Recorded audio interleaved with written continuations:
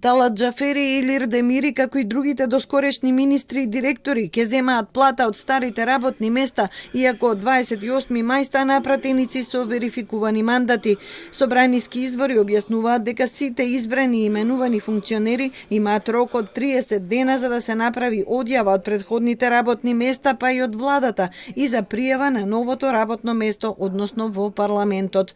Од друга страна, антикорупцијската комисија опоменува дека доколку во текот на денешниот ден не се откажат од другите функции, ќе добијат прекршочни казни поради непочитување на неспојивоста на функции. Постои неспојивост на функции, односно една институција или едно лице извршува двојство на функции.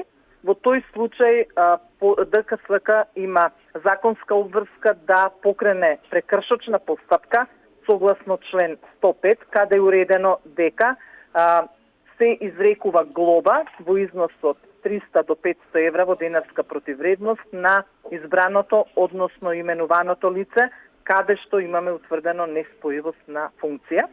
Според Димитровска, собранието треба да им укаже на сите пратеници дека пратеник не може да извршува никаква друга функција. Во крајен случај му престанува мандатот пред истекот на времето за кое е избран, доколку не се откаже од другите функции. Собранието најави официјално изјаснување за попладнево.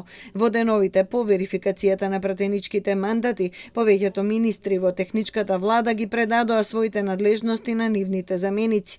Единствени кои одбиваат да го сторат тоа се Талат Џафери и Илир Демири. Тие најавија дека ќе ги замрзнат обврските во собранието и ќе работат како министри до изборот на новата влада, иако уставното начело е или министер или пратеник.